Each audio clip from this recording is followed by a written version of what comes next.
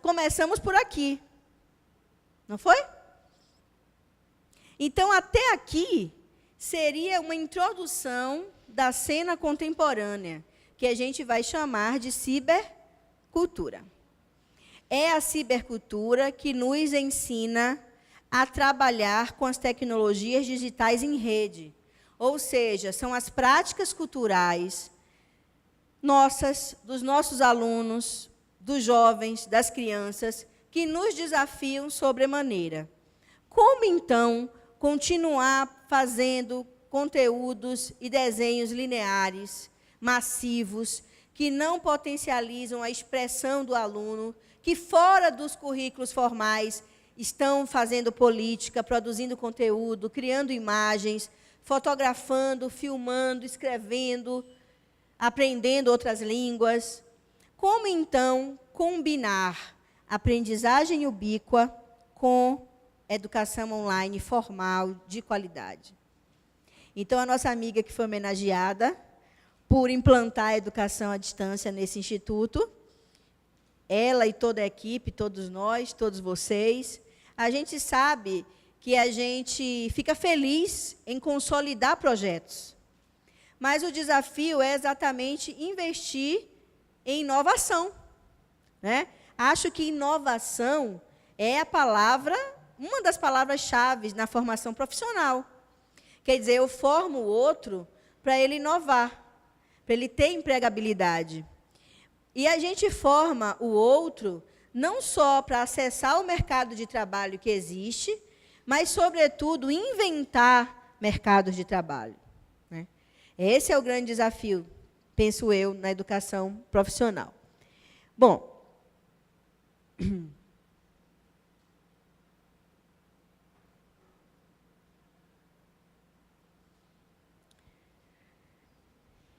o que é comunicar?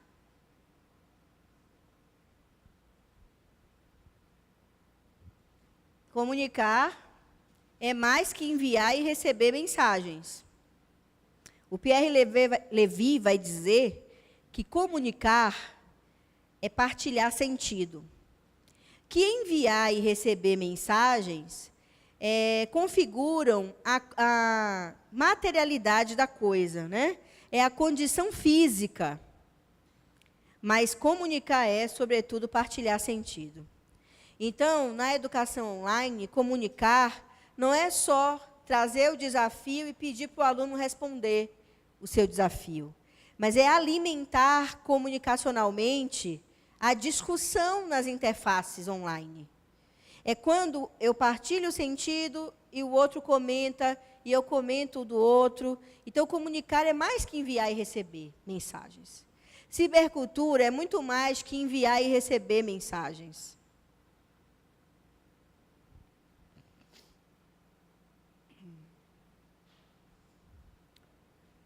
Essa imagem foi retirada de um livro do Arlindo Machado, que é um teórico da comunicação muito interessante. Digamos que ela represente uma sala de aula interativa, online. Eu consigo aí identificar quem é o professor? O professor está no centro, onde é que ele está? Ele pode estar em qualquer lugar. Isso não tira a sua autoria, mas isso revela que uma sala de aula interativa em um ambiente virtual, ela pode ser habitada e deve ser habitada por todos que fazem parte dessa comunidade. Um desenho linear seria o professor aparecendo sozinho, né? Ou então, em vez de usar a imagem da rede caótica comunicacional, usar aquela imagem clássica dos fluxogramas institucionais, onde está o professor ali no centro, e todo mundo vem só depois, né? O aluno está lá, na última fase da árvore.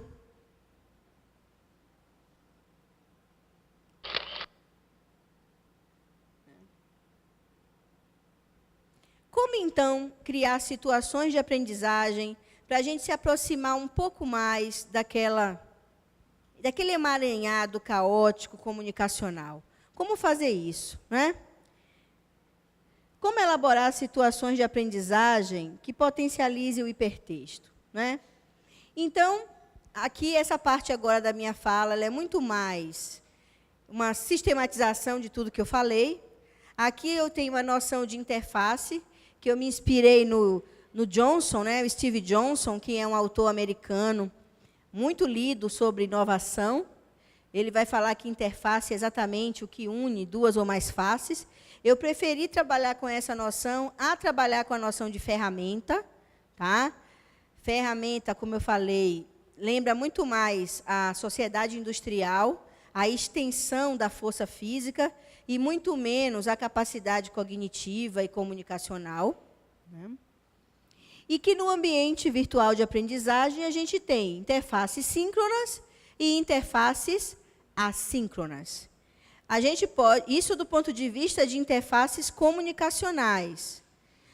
Mas do ponto de vista de interfaces do conteúdo, a gente sabe que o ambiente virtual tem aquelas interfaces que permitem que a gente poste conteúdos e aquelas que permitem que a gente converse com os alunos. Nas práticas menos interativas, as interfaces mais usadas são as interfaces de conteúdo, onde a gente posta vídeo, texto, livros, manuais, apostilas. E as interfaces de comunicação, muitas vezes, são bem limitadas, pouco utilizadas. E aí, quando o Bruno me falou que vocês saíram de uma sala de aula de 70 alunos para uma sala de aula de 30, isso muda muito. Porque ter 70 alunos online e fazer interatividade com 70 é uma coisa, mas fazer interatividade com 30 é outra completamente diferente. Isso não é diferente na sala de aula presencial. Né? No modelo francês, que é o modelo inicial das nossas universidades, como é que isso acontece? Inclusive na UERJ, não sei se vocês já foram lá fisicamente, a UERJ é um prédio imenso, de 12 andares, com 5 blocos, todo cinzento, bem feioso, e cada andar tem um auditório gigantesco, como o modelo francês clássico. Porque qual era a ideia? O professor titular professa a aula magna, o seu seminário, para 500 pessoas, sei lá. Depois, essas 500 pessoas se dividem em salas menores para estar com seus tutores, que seriam os professores auxiliares. Claro que esse modelo não existe mais no Brasil, mas ele tem sido recuperado em algumas universidades privadas, tá? E na educação à distância, às vezes, isso acontece de outro jeito também. Mas, onde é que eu quero dizer? Inclusive, as nossas carreiras ainda seguem essa ordem, né? E a gente não consegue entender muito o que é que difere um professor auxiliar de um assistente de um titular. Porque, hoje em dia, todo mundo faz tudo, né? Ensino, pesquisa, extensão. Então, o que é um professor titular, né? Nessa lógica? Vem daí, desse modelo e tudo mais. Então, interfaces, multimídia, leitura hipertextual, são elementos que vão nos inspirar a pensar esse currículo online. A metodologia online, propriamente, né? Bom, na sala de aula online, a gente tem que equipamentos? As interfaces. Aqui temos algumas: chat, blog, fórum, videoconferência, audioconferência, portfólio. A gente criou um checklist básico para falar um pouco, para orientar um pouco os professores na educação online. Então, como é que eu lanço mão das interfaces de um ambiente virtual para criar uma educação online mais interativa? Então, do ponto de vista do ambiente virtual em si, aqui a gente tem alguns fundamentos do hipertexto.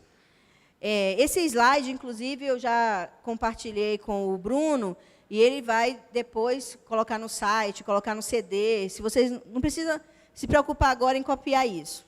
Mas aqui, rapidamente, a gente tem alguns fundamentos do hipertexto. Por exemplo, noção de intertextualidade. É quando eu tenho conexões com outros sites, em outros documentos. Lembram que eu fiz uma crítica àqueles desenhos que deixam os alunos presos no ambiente? O que é um conteúdo intertextual? É quando eu tenho links, né, que levam o meu aluno para outros lugares, outros ambientes, outros textos, bibliotecas. A gente tem tantos repositórios abertos de tantas universidades, né, dos institutos. Como que, de repente, esse instituto dialoga com outro instituto que desenvolve, de repente, um currículo parecido? Por que não trabalhar com conteúdos desenvolvidos por outros institutos? A gente sabe o que os institutos produzem no Brasil inteiro. Por que, de repente, gastar dinheiro fazendo um conteúdo que já foi desenvolvido por um outro instituto? Por que não desenvolver um conteúdo que ninguém desenvolveu e reutilizar conteúdos que outros desenvolveram? De que forma os gestores de EAD dos institutos federais estão dialogando em relação a esse tipo de coisa? Gente, eu faço muito trabalho de consultoria. Inclusive, fiz um curso de especialização, de formação contínua para o Instituto Federal de Juiz de Fora. Foi um curso online de 6 meses, onde a gente formou gestores, professores e tutores. Tinha encontros presenciais, mas tudo era online. E o curso foi sobre desenho didático, como montar aulas no Moodle, né? E aí a gente conversou muito sobre isso, porque o curso ele era aplicado na mesma hora, porque estava exatamente na fase de criação de novos currículos. E a gente conversou muito sobre isso. De que forma os gestores dos institutos conversam? Existe uma rede, nem que seja online, onde as pessoas conversem sobre o que produzem, o que fazem, que conteúdos existem, para que a gente possa reutilizar e fazer comunicação entre as instituições? Intratextualidade, que é ter links internos dentro do mesmo ambiente. Multivocalidade, que é trazer o conteúdo com pontos de vista diferenciados. Claro que a gente escreve sobre aquilo que a gente acredita, mas eu tenho que mostrar para o aluno que existem outras possibilidades e dizer que eu até nem gosto delas. Mas o aluno precisa ter informação multivocal, ou seja, pontos de vista diferenciados sobre o assunto. Usabilidade. O aluno, muitas vezes, evade porque o projeto não funciona. Tem coisa mais frustrante, broxante, de clicar numa interface e não funciona? Né? Ou então, a gente tenta achar uma informação e não consegue achar. Né? Isso é o quê? Falta de usabilidade. A usabilidade tem a sua dimensão técnica, do funcionamento, mas tem também a dimensão estética. Muitas vezes você tem uma tela branca com uma letra azul clara. Ninguém consegue ler isso. Então, isso tudo pode causar evasão também. Bom, integração de várias linguagens, isso já disse e repito. Os conteúdos geralmente são textuais. Vamos botar imagens, vídeos, cases, entrevistas. Uma coisa, gente, que funciona muito é aproveitar as falas dos alunos nas atividades avaliativas. A gente faz muito isso. O aluno se sente super contemplado quando ele se olha numa avaliação, por exemplo. Né? Então, o fórum de discussão pode ser tão rico, dali você pode elaborar uma prova, uma outra atividade. Isso tudo faz com que o aluno se sinta conteudista também. Né? Muitas vezes as pessoas são profissionais e estão no curso porque querem um certificado. Só que eles percebem que aprendem coisas novas e ensinam também. Então, isso tudo é muito, muito rico. Né? Eu já estou acabando. Bom,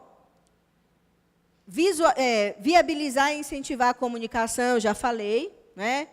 Mobilizar e incentivar uma rede interdisciplinar.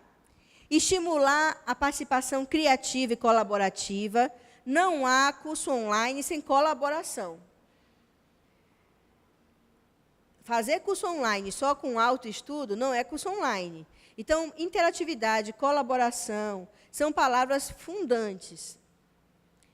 Disponibilizar games. Eu tenho uma amiga, Lin Alves, quem trabalha com game já deve ter lido alguma coisa, cada vez ela tem desenvolvido em seu grupo conteúdos para aprendizagem, que esses conteúdos têm sido nomeados como gamificação, né? Ou seja, várias ações da vida prática estão sendo gamificadas, ou seja, transformadas em jogos. Então, no meio empresarial, por exemplo, a dinâmica dos jogos, que já é conhecida por muitos de vocês, né, ganha com o digital mais potência. Então, como desenvolver esse tipo de atividade com os alunos, inclusive fazendo os alunos produzirem?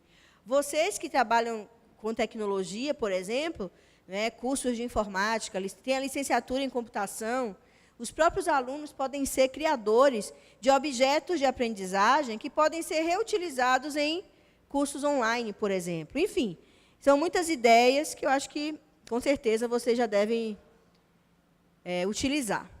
Bom, para fechar, vocês já sabem todos a diferença de uma comunicação assíncrona e uma comunicação síncrona. Nos cursos à distância, a gente usa muito pouco o síncrono, porque a flexibilidade do curso à distância está exatamente no assíncrono.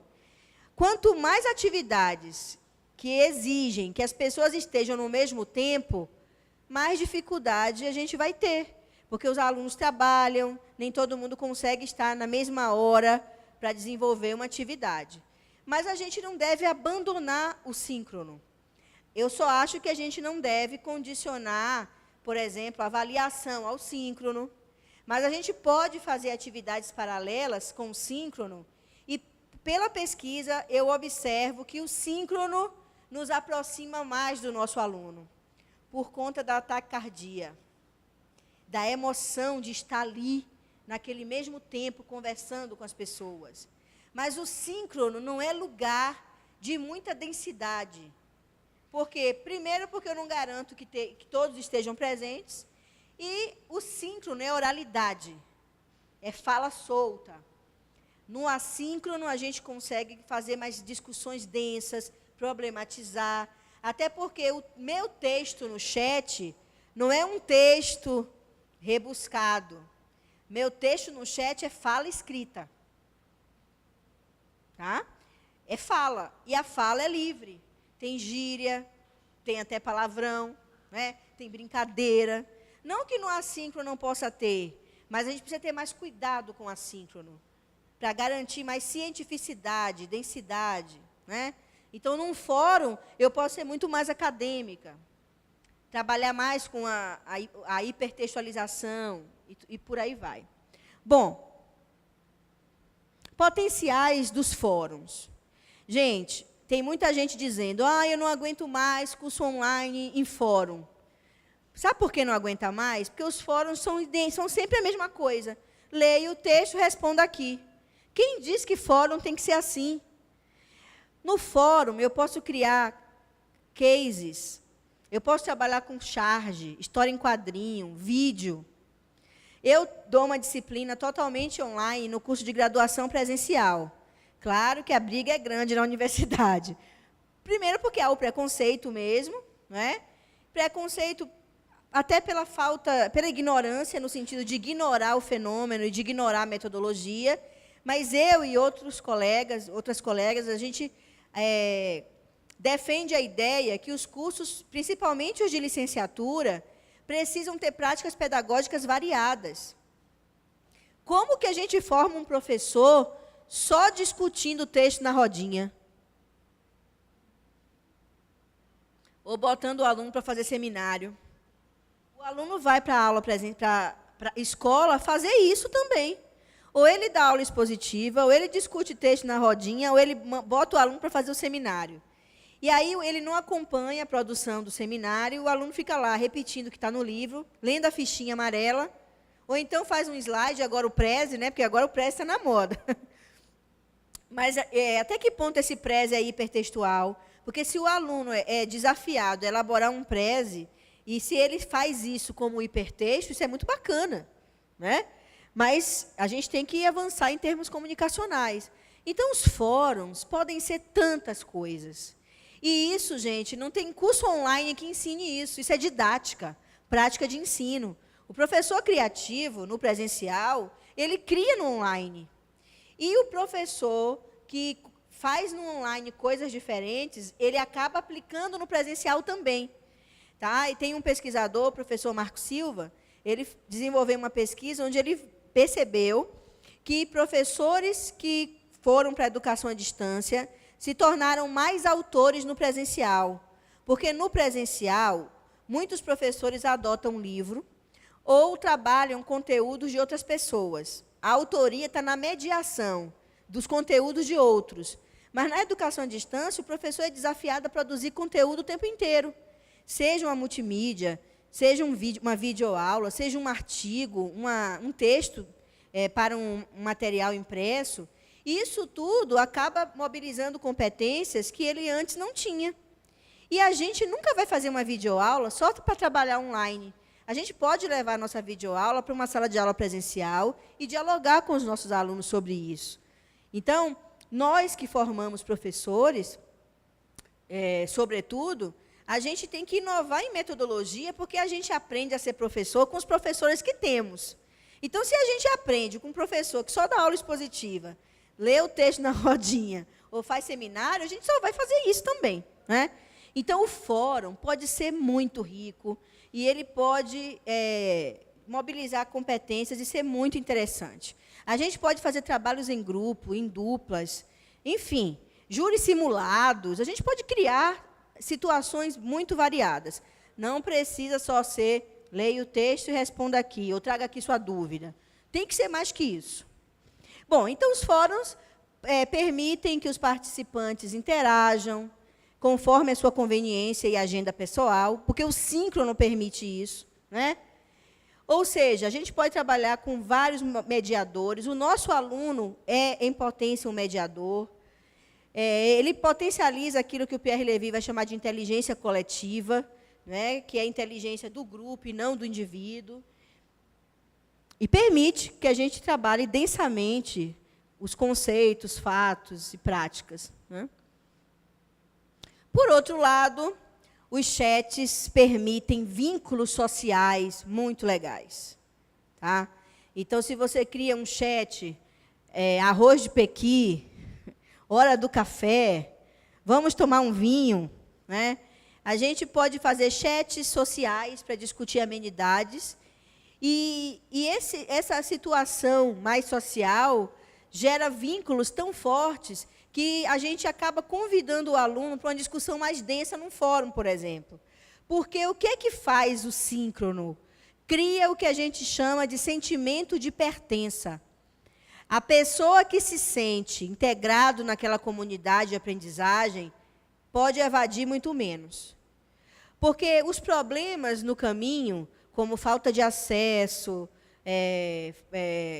a questão do tempo, o sufoco no trabalho, tudo isso, quando a gente se sente pertencente, a gente dá aquele jeitinho brasileiro, nosso, e a gente acessa o ambiente quando lá está bom.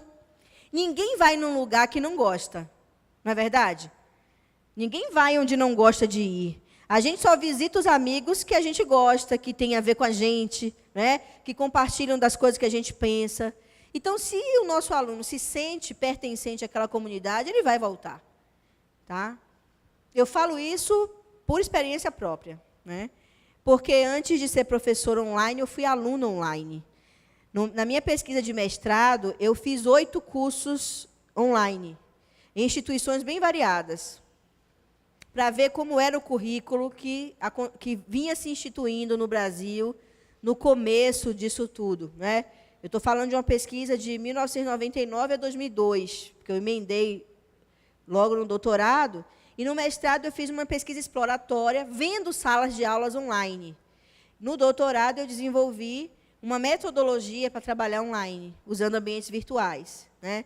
Então, esse tempo todo de pesquisa me mostrou salas de aulas muito legais, mas salas de aulas que são uma reprodução mal feita de uma prática instrucionista, né?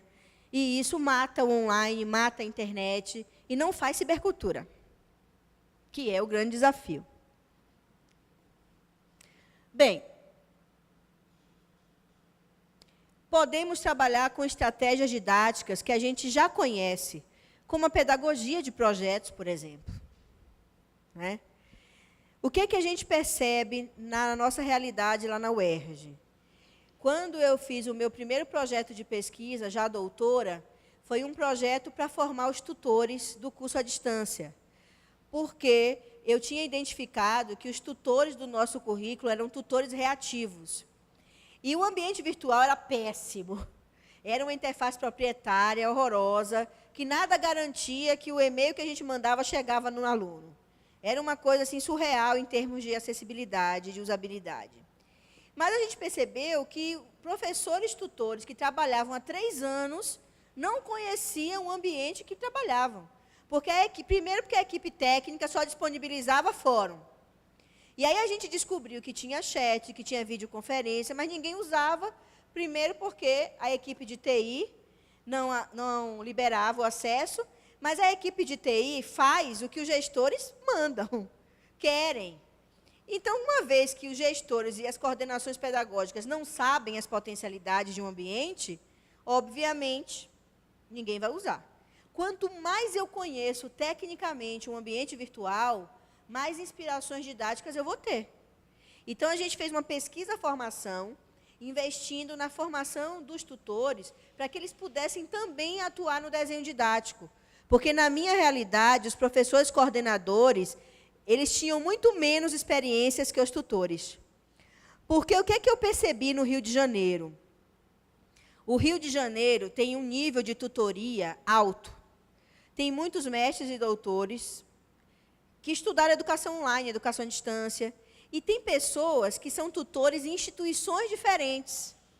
Então, no CEDERJ, que é o consórcio onde a UERJ faz educação à distância, a gente tem professores tutores que são professores de outras instituições. E esses tutores acabam levando para a universidade pública aquilo que aprendem em outros lugares. E vice-versa. Né? E a gente percebeu que os coordenadores não têm essa experiência. São experientes nos conteúdos que ensinam, mas não sabem quase nada de educação à distância. E aí os desenhos didáticos são pobres, porque eles não sabem metodologia e também não sabem mexer em ambiente.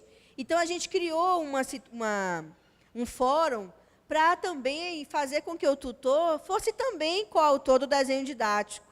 E o que a gente percebe hoje? Hoje, a gente tem muito mais interatividade nas disciplinas curriculares, só que a gente corre o risco de não dar conta da interatividade para o aluno. Porque o aluno faz 7 disciplinas. Se todas resolvem ser interativas, o aluno vai deixar alguma de lado. E aí, o que a gente percebeu?